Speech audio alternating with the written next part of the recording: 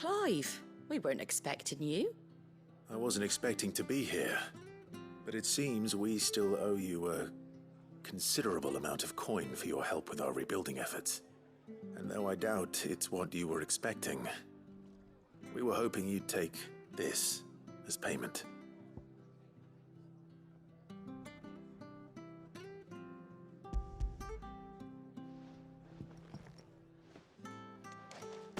A star ruby?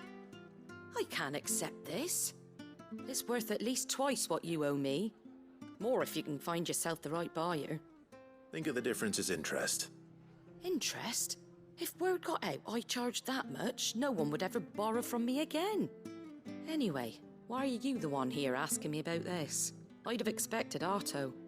Bit much sending the Lord Marquis out to settle your debts, isn't it? The old goat working himself to death again? Something like that. Most days I think he's the only reason the hideaway's still standing. Same as always, eh? Back when the place was nothing but a twinkle in the eye of a recently retired Lord Commander, word is he was the first one Sid reached out to. Probably knew that without his strong arm and level head, the idea would never get off the ground. Sid may have been the face of the hideaway, but Otto's always been the backbone. And when Sid passed away, we were all worried that would be the end of it. That Otto would just give up.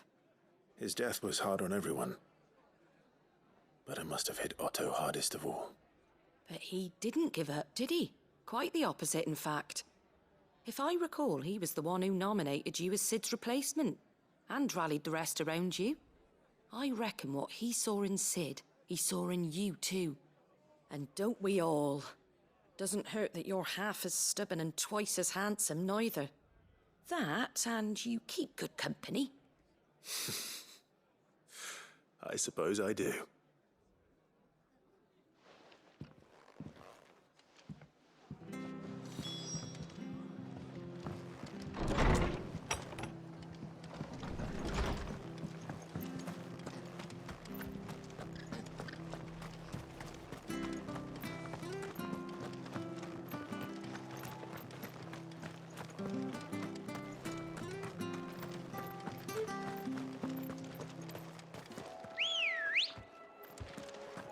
Ready, go? Faster!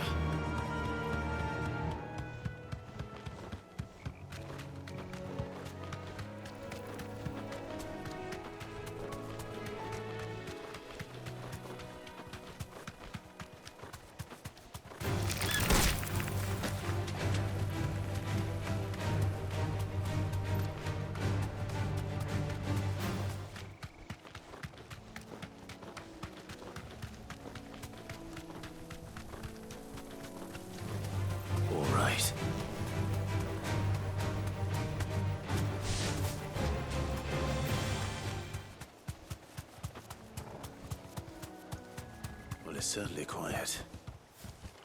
If I were a giant antelope, it would seem like just the place.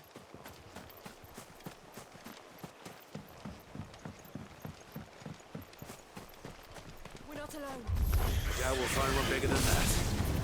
You hungry, Torgal?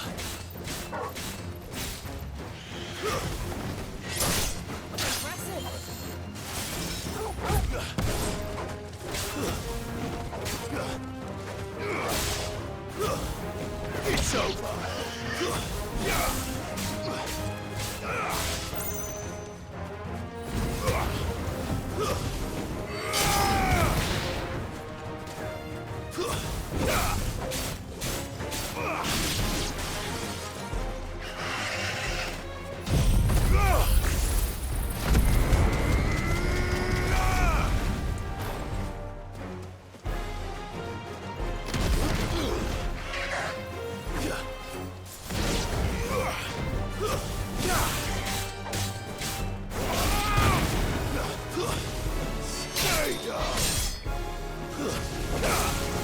And another!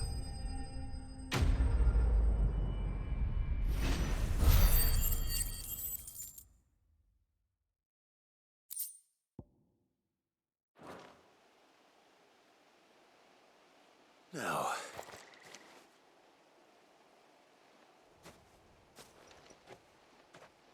will it be enough, I wonder?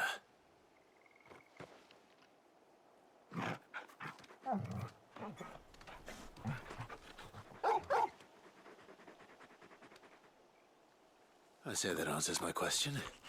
Which means we owe the lawsman our thanks. You're just a big puppy, aren't you? A very big puppy.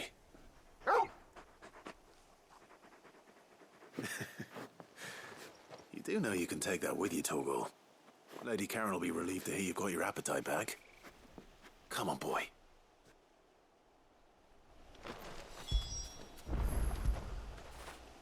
After it.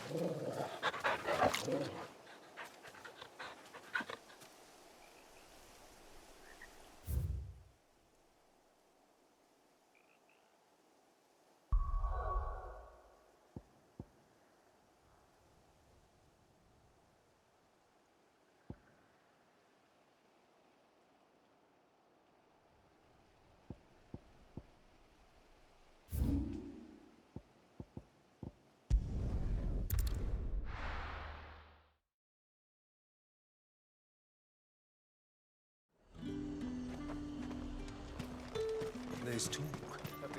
How the hell is anyone supposed to... Citizens are free to come and go as they please. Checkpoint's open to all. You'll find little beyond Northridge, though. When the throne moved south, most with any sense followed.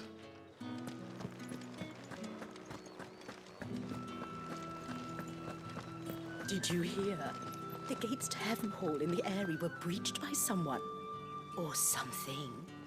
The steward was in town earlier looking for men to come and repair it, but no one was keen to help. I want to see you again tonight, but the captain's late.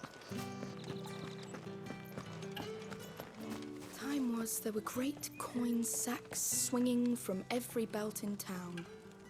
Not anymore. Since the capital moved, they're all shriveled to the size of peas. Seeing as business is scarce these days, the Dame decided we should all learn to read. I only wish she had some smaller books. My arms ache something fierce. What am I going to do without sweet water and oil of talc? Still no caravan from the Dominion's perfumeries yet, then?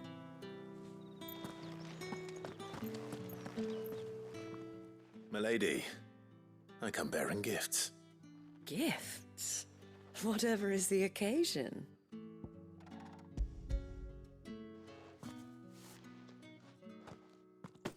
Oh my.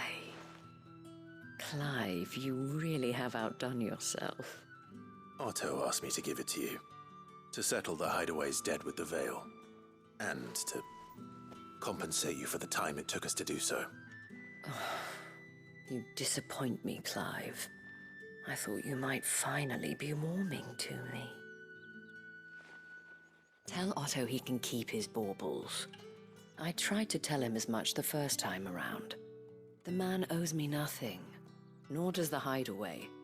My contribution to the restoration effort was made freely and willingly. It was the least I could do. You once told me Sid did you a kindness. I'd like to do the same. Please, accept it. For my sake. And for Otto's. For all of us. For all you've done. It is rather fetching, isn't it? Very well. Otto is lucky to have you, Clive. I doubt anything could ever replace his son. But you and the others at the Hideaway are the closest thing he has to family. Otto had a son. Long ago, yes. Sid told me Otto lost him when he was just a boy, and blamed himself for not being able to stop it. I don't know how it happened, whether there was anything he could have done, but it was clear that it weighed heavily on him. I didn't know. How could you have? I doubt anyone did. Besides Sid, I've never met a man more keen to bear his sorrows in stoic silence. An ill habit, given that both have always been surrounded by friends desperate to help them. I'm beginning to see that.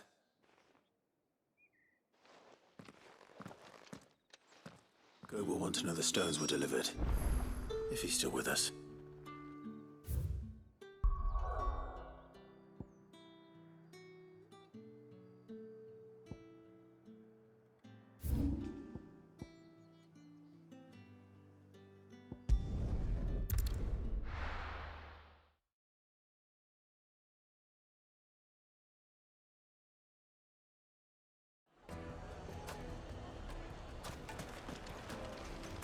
People take notice of wealthy men. Shouldn't be too hard to track down Karen's collector. They're saying Drake's fang is gone. The whole mother crystal gone. What are we gonna do?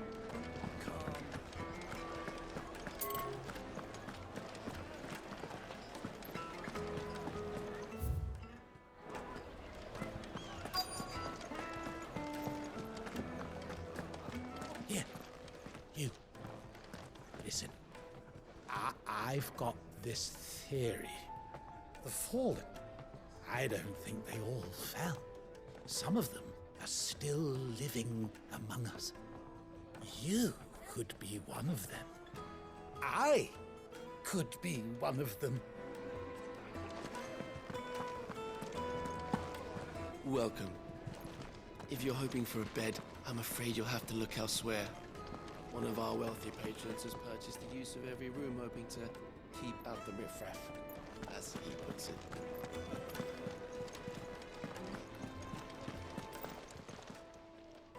My reputation will be ruined! Ruined!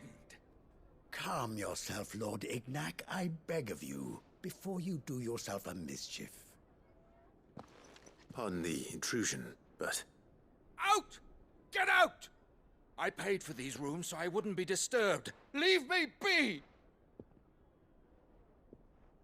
Please, allow me to apologize. His lordship is going through a difficult time, and he's never been fond of guests arriving unannounced. Radim! Get rid of the filthy oaf this instant! Very good, Lord Ignac. Would you mind stepping outside for a moment?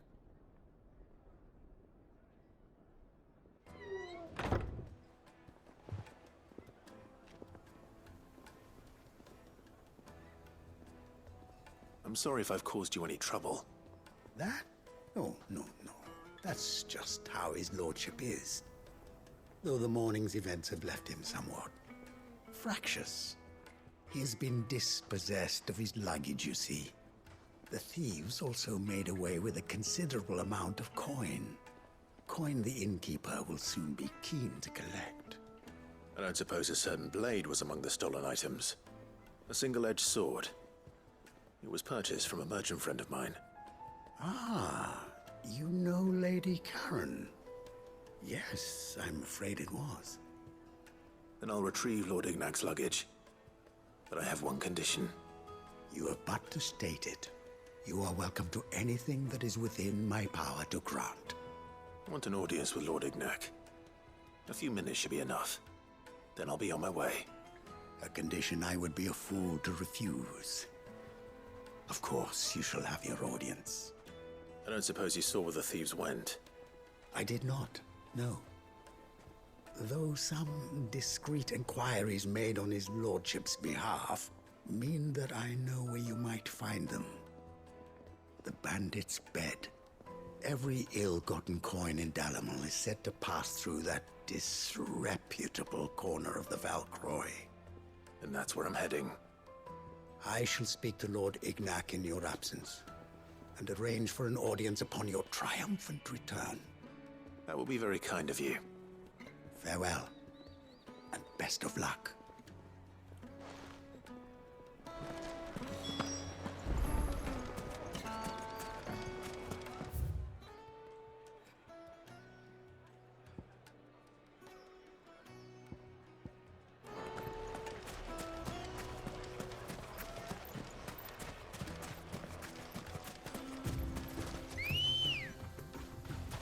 Let's go.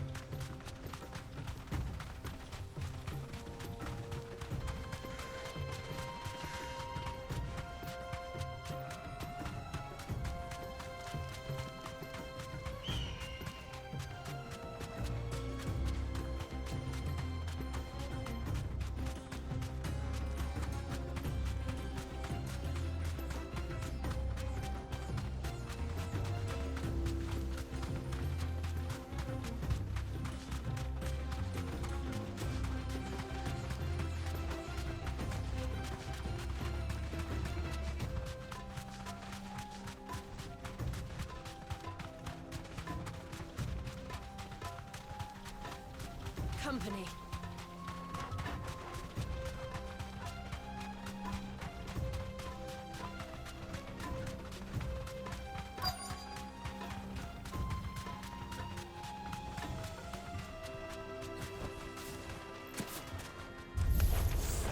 We've got company! Come on, lads, let's tear the bastard's head off!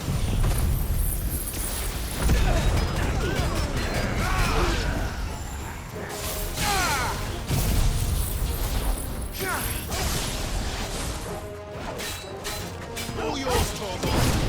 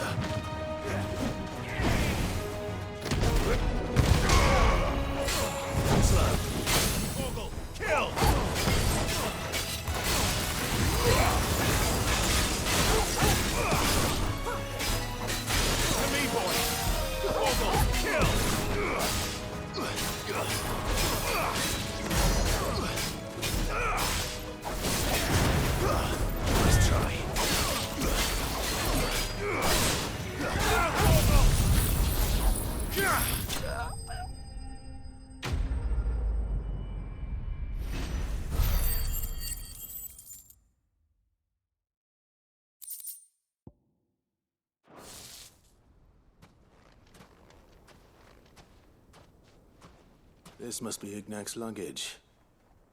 Nothing seems to be damaged. All right. Let's get it back to Dalamel.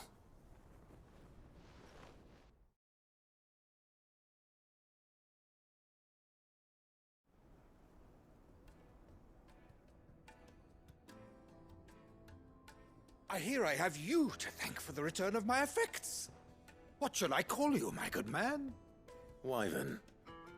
Glad to make your acquaintance. A formidable name indeed. Well, Wyvern, I appear to be in your debt. Redeem here tells me you wished for an audience. Is that all? A few moments of your time should suffice, yes. You're a peculiar fellow, Wyvern. All right, speak. Master Wyvern was wondering if you could tell him about a certain single-edged sword you recently acquired. Oh, a true work of art, that one. Karen drove me hard on the price, but I would have sold her Radim here to get my hands on that sword. It was made in the Outer Isles, far beyond the Twins, and is used exclusively by the practitioners of a unique school of swordsmanship.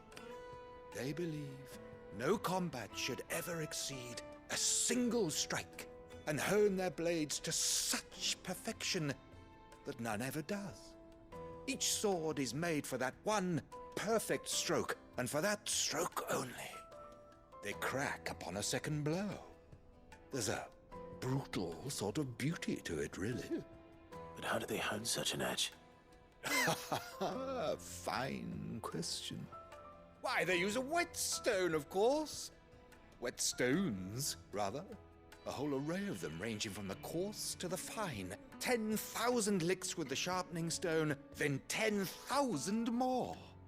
But it is the final stone which lends the blade its legendary sharpness. A mineral quite foreign to this great realm of ours.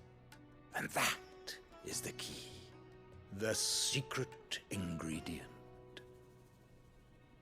Wyvern, it occurs to me that my little lecture is hardly equal to services rendered. Take this, together with my regards. The very stone of which I spoke, far rarer among collectors than even the blade itself, and a far more fitting payment. Thank you. Pardon the intrusion, my lordship. However, it is long past time we prepared ourselves to depart. So it is. I am locked in bitter competition with a rival collector of curiosities. I am one step ahead of the unscrupulous scoundrel, but he is hard at my heels. Are there many other collectors out there? Too many to count, but only one do I consider my nemesis. Lord Byron Rosfield, and is a perennial thorn in my side. I can imagine. Farewell, Wyvern. May our paths cross again. Radim, we mustn't dawdle.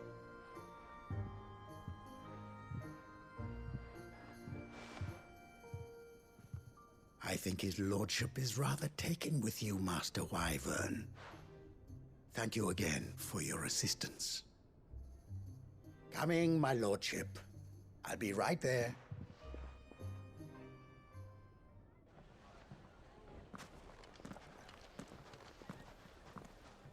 Trust Uncle Byron to find such an interesting rival. Now, let's see what Blackthorn makes of this whetstone, shall we?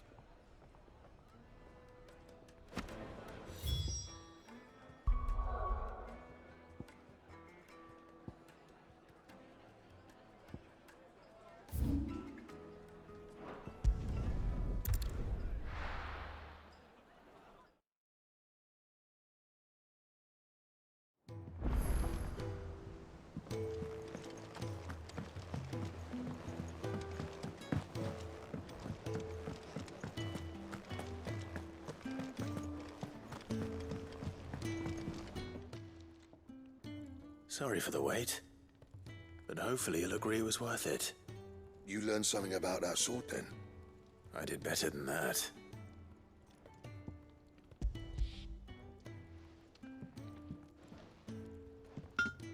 A whetstone? Yes, but not one you'll find anywhere in Valisthea.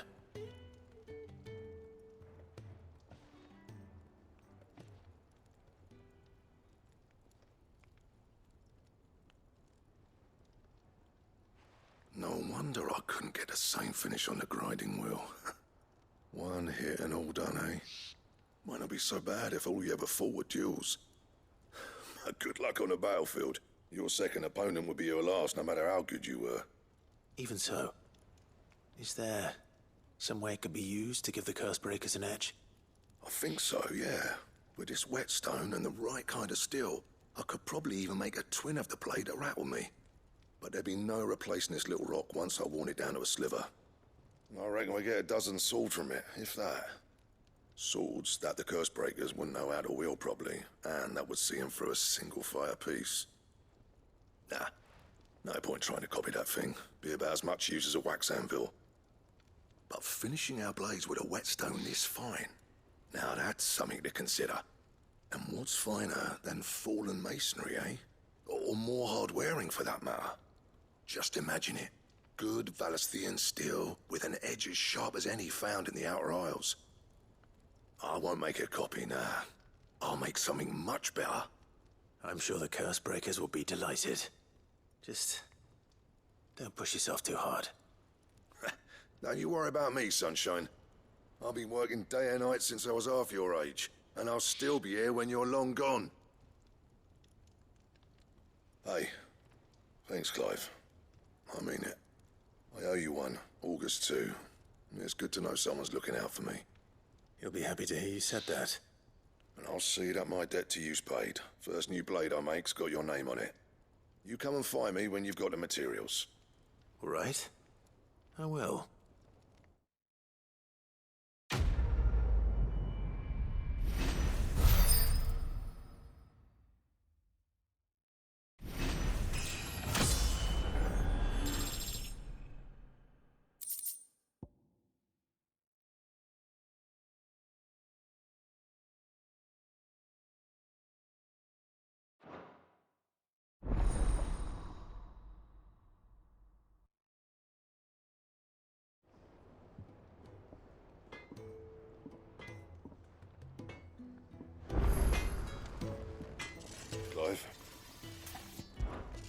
for Sancfordian, do you?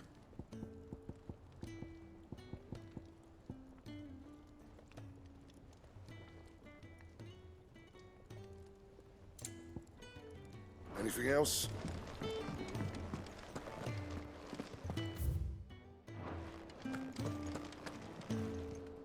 I noticed you and Torgal had gone off somewhere.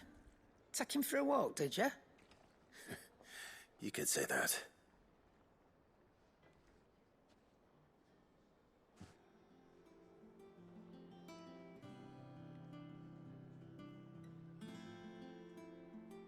So, Molly's leftovers weren't good enough, eh?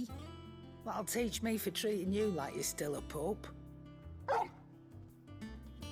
All right, no need to shout. Now we know what you're after, I can see about getting some in. Speaking of which, I brought one for later. Can I leave it with you?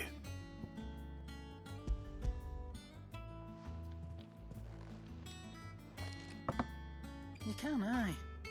I'm nice like that. In return, you can thank Tomes for me. The bloody know-it-all. I was just on my way to see him.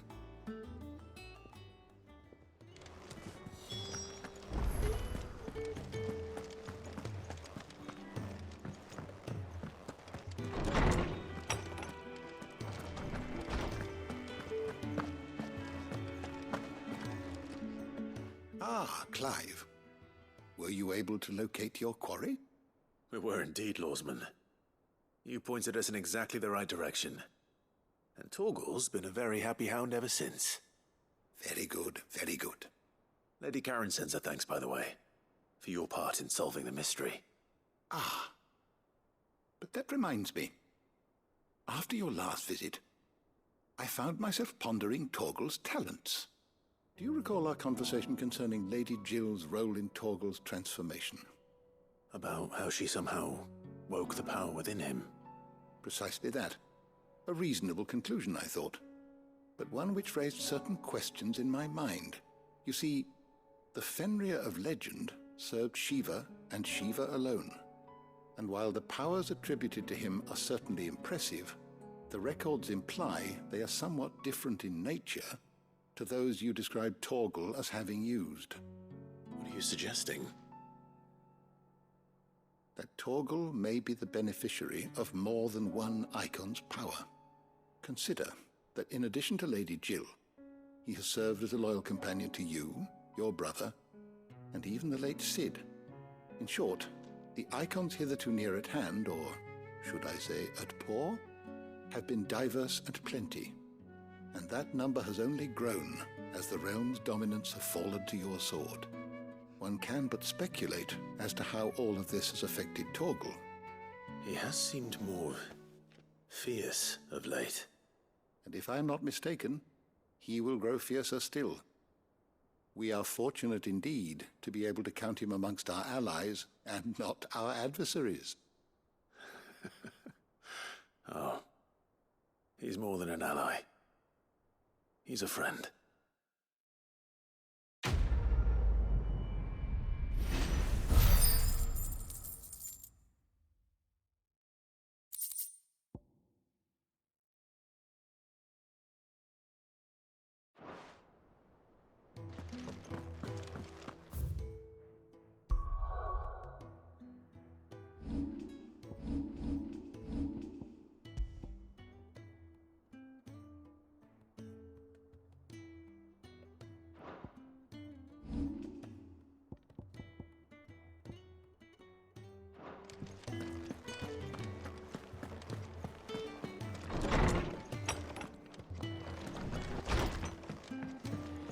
Ugh, I'm never drinking.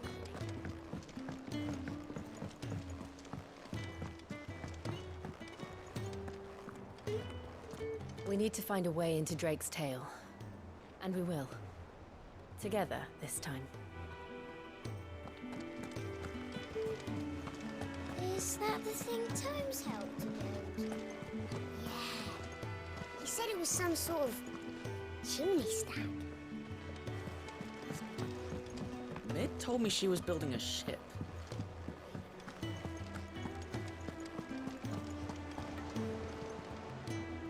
Goat. Still alive, I see. So Lady Karen accepted the ruby.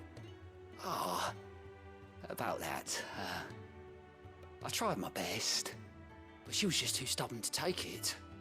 She threw it right back in my face, in fact, and told me I could stick my stupid stone where the sun don't shine. Karen refused payment. I hope it wasn't something I said. I'm sure you were as tactful as ever. Let me see what I can do. Oh, wonderful. I hope you have better luck than I did.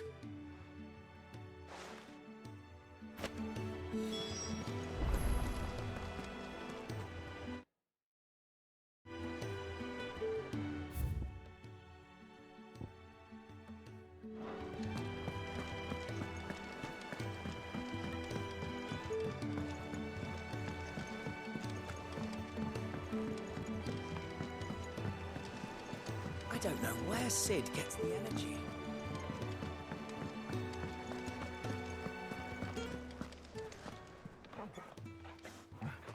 Lady Karen, Goat tells me you weren't happy with our offer. Would you prefer the debt was repaid in coin? What debt? I don't recall lending any of you lot me hard-earned gil. I may have tossed a talent or two in the Hideaway's coffers, but those were donations, and you can hardly call it charity if you go asking for it back. Of course not. But one good turn deserves another. And our circumstances have changed. Surely you wouldn't shun the gratitude of a pauper who happened to have become a prince. Oh, so you're a prince now, are you? Fine.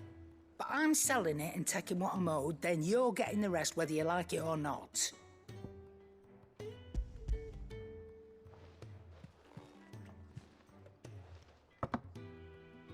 Where'd you even get this? A decent trader might nab 1,000 talents for a star ruby.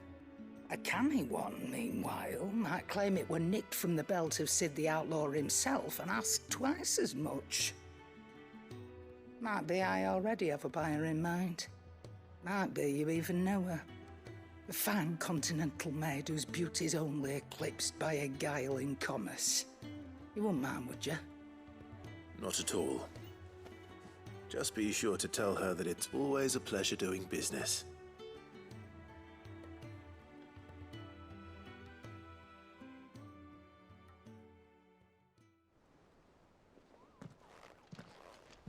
I hear you ended up delivering all 3 stones. Thanks to this lump.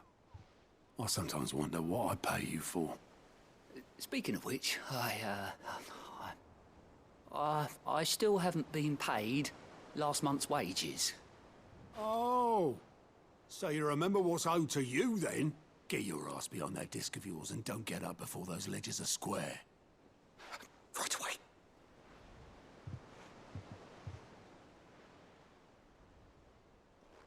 I've seen that before. Yeah. Plenty of times. It was the only goblet Sid ever used, either out of habit, or because the filthy sod couldn't be bothered to find a clean one. I knew so little about him. Like most people. Martha and the Dame both seem to have fond memories of him. I bet they do. How long did you know Sid before he... Before he died. 20 summers, give or take. Back in the day, I was a purser on a trade ship, which is where I met him. He bought passage to... I forget where. And having nothing better to do on the long nights, we set up drinking island rum till the morning bell dragged me back to my duties. Quit my post not long after that. On account of making a fine maiden's belly fat. But me and Sid stayed close, promising we'd one day sail the seas again. That was before fate stepped in and said she was having none of it. The magic woke inside my son soon after his first name day, and there was no hiding his knack. Couldn't you and your family have... My family were the ones who summoned the constable, wanted the monster taken away. I couldn't turn my back on him. forget what I felt, and I couldn't for the life of me understand how they could. Luckily, Sid was of the same mind as me. It was him who stood beside me when all I wanted was to tear the whole world down. Him who cried for me when I had no tears left of my own. Him who swore he'd do everything he could to stop it from happening again. And he was true to his word, too. Left the Royal Army once and for all. His ranks, his ribbons, gone. Just like that. Threw away everything he had. All to right a wrong that no one else had the courage to face. I knew then I'd follow that man to the ends of the earth.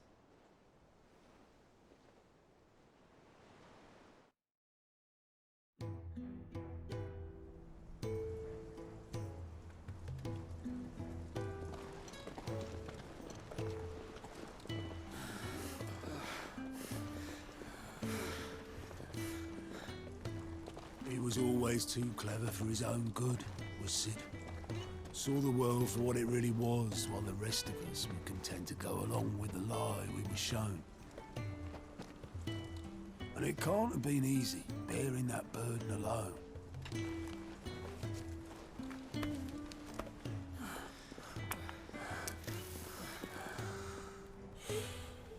But he didn't let it stop him. He never lost faith in what he believed was right. And that gave us faith in him. Faith he'd steer us true. So I swore to myself that I'd always be right behind him, ready to catch the stubborn sod, if ever he should fall.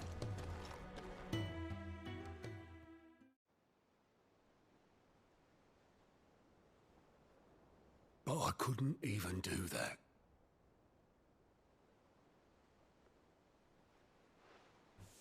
Ignore me. Just the ramblings of a tired old man. Leave that lot. I'll tidy it up in a bit.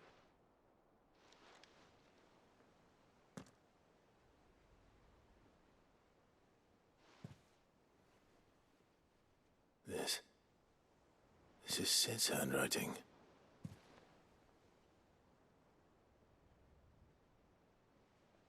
Dear Otto. I may be drunk, but I wanted you to know this place would be fucked without you. Love you, you grumpy old sod.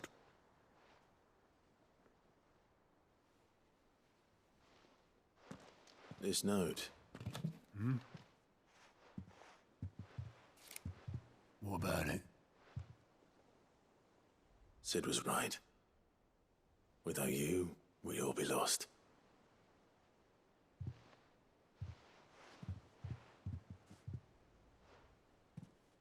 He should have bloody well said so then. Just once.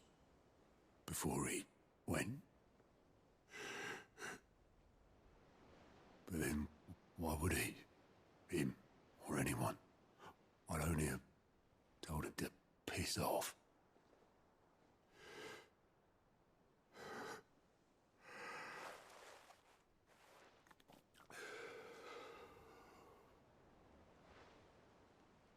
You're wrong, though.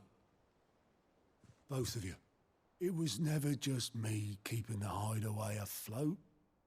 It was all of us. I just shoved people in the right direction. I barely seem to be able to do that anymore.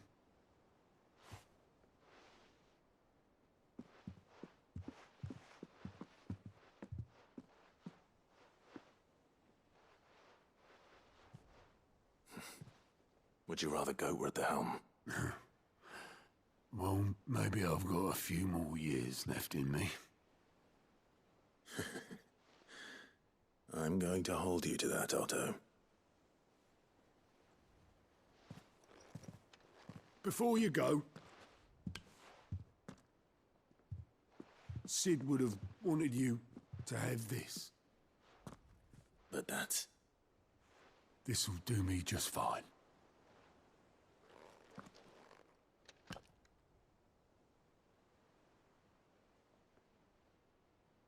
Thanks for the ray of sunshine.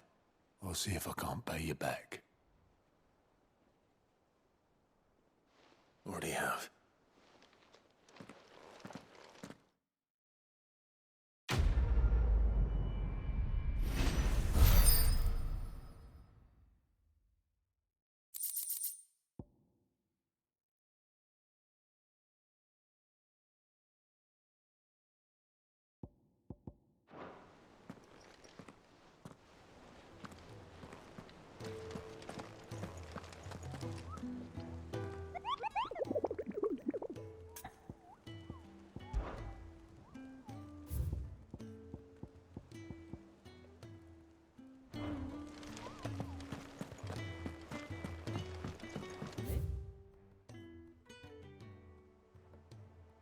Told me she was building a ship. Really?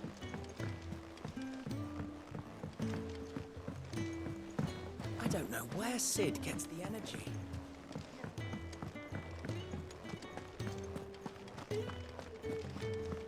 He cracked the crystal too.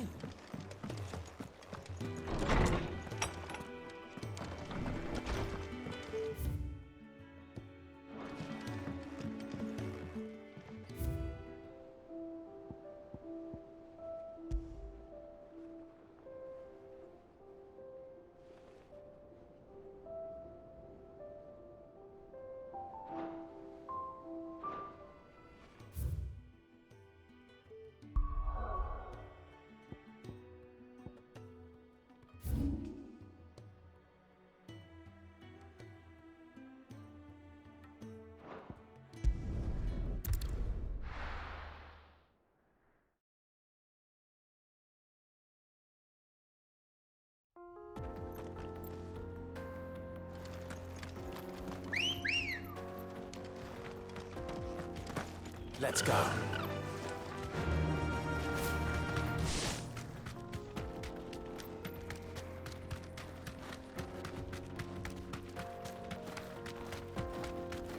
This used to be a trade route for merchants crossing the Scars, till the Republic laid a new road wide enough to let wagons pass, and all official traffic moved there.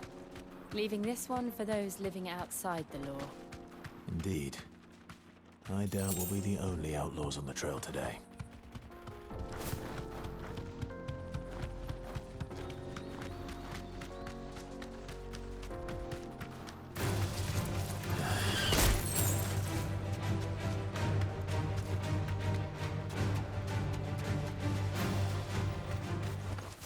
Safe. Think that we'd be lucky to make it out alive. Really? It's as bad as that? Oh, aye. There's trouble up ahead, and too much of it for us to handle. I take it there's danger on the road. Oh, what about this fearsome-looking fellow? You think he'd be equal to the task? Oh, no doubt. Assuming he's willing to hear us out. Well met, friend. My brother and I have been tasked with finding a merchant's missing cart. You seen it by any chance? How does a merchant misplace his cart? Oh, the man's a coward. When he thought goblins might come a-snarling, he ran, leaving his livelihood abandoned in the pass. He sent the two of us to fetch it, but it's gone. Now, I'm not much of a thinker, but I know the work of thieves when I see it. My brother's right on all accounts. And by my estimation, the bastards are lying in wait just down the road. We may have seen our share of action, true, but we've not got the skill in arms to boldly brave an ambush. You, however, have the look of a man who needn't fear a band of backwater ruffians. What do you say? Will you help us out? Chances are they'll come for you either way. But if you promise to lend us a hand, at least you'll pocket a reward for your troubles.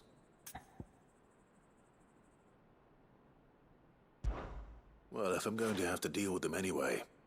You've clearly got a fine head on those broad shoulders. We're lucky you came along.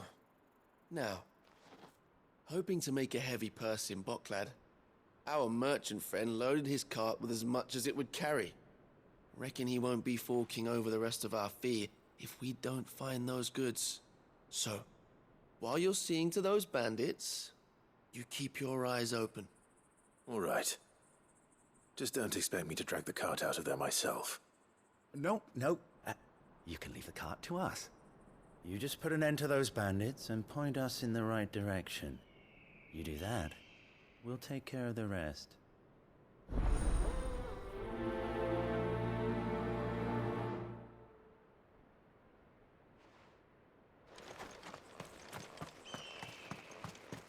I'm not sure I trust those two.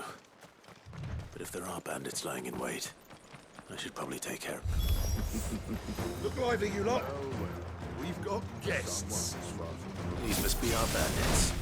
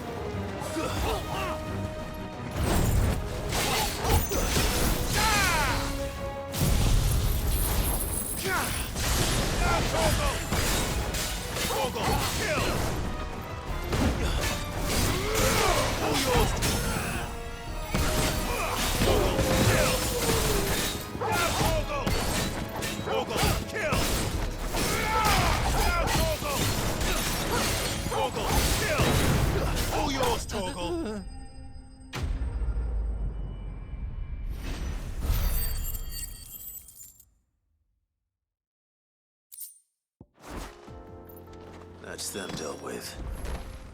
Now, where's that cart?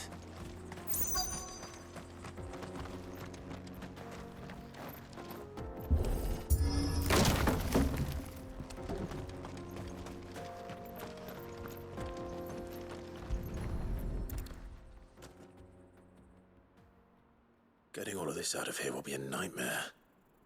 Seems we found ourselves the right man for the job, wouldn't you say? Found the cart and didn't leave a single bastard breathing. Our merchant friend will be delighted. And how exactly will he be getting his goods out of here? You leave that to us. After all, it'd be wrong to make such a fine warrior haul cabbages to market. You've done your part. And that's all you need to worry about. Here.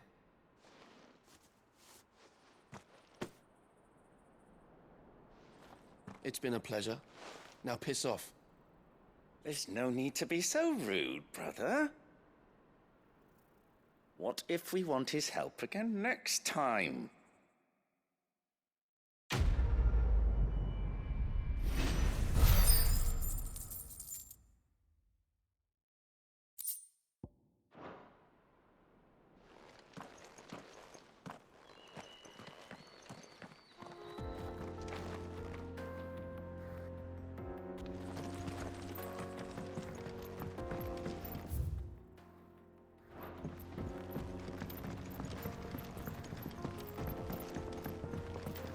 I see the Dalmex lag behind Rosaria when it comes to bridge building.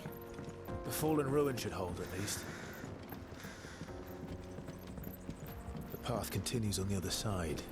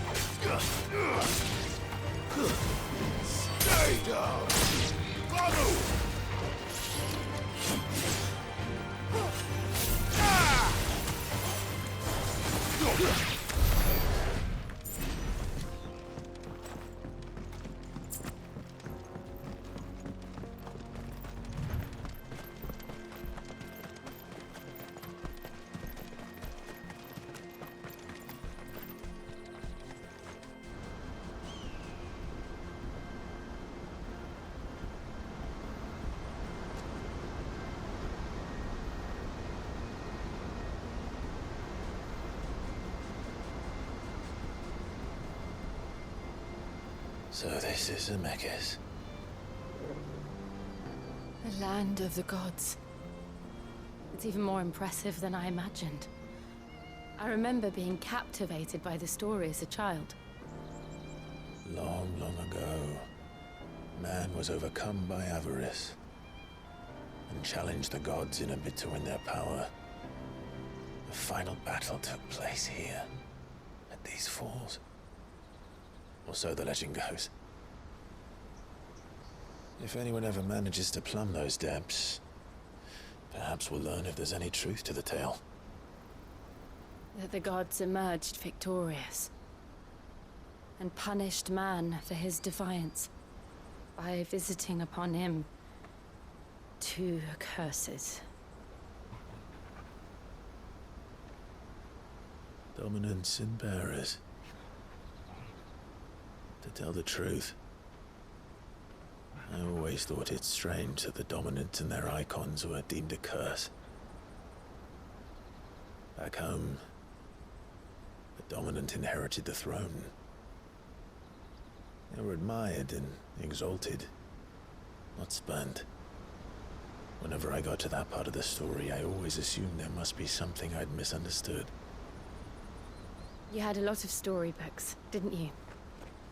In your room, I mean. When we were young. The old legends were always my favorites. Epic battles between gods and men. Father encouraged me to read as much as I could. He thought it good for my education. You really were a boy like any other, weren't you?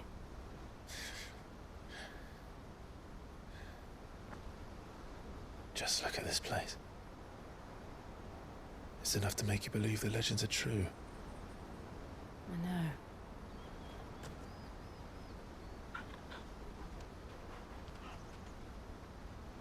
We're not far from Boklad. The road will be busier up ahead. And we'll have to keep our wits about us.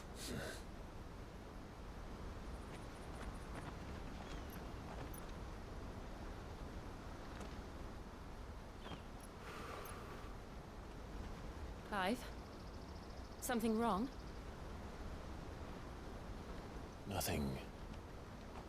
It's nothing.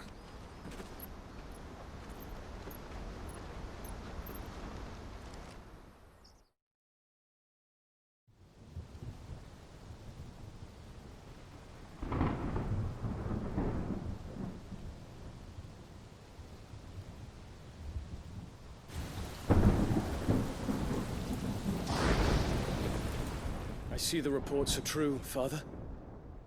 You have surrendered the throne to Olivier. I have.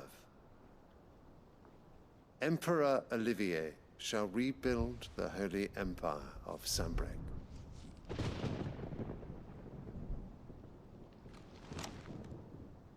How is he to rule an empire? He is but a boy.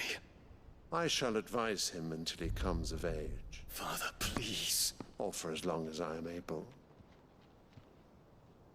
The empire we seek to build needs young blood to rule it, and I can think of none better suited to the task.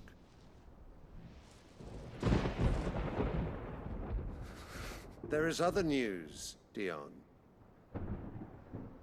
Hugo Kupka is dead, and Drake's Fang destroyed. The pillars of the Republic have fallen.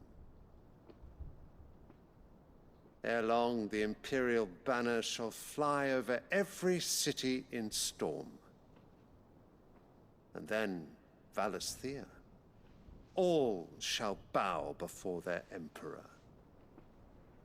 Father, these are the words of a tyrant. They are the words of a god.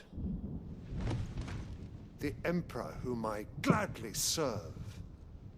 Great Greeker, made flesh.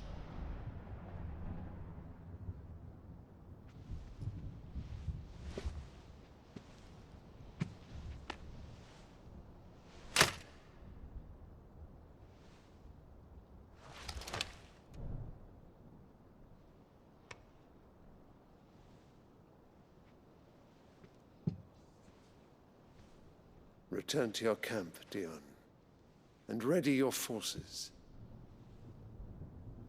It is time to show the world the true power of Sanbreque.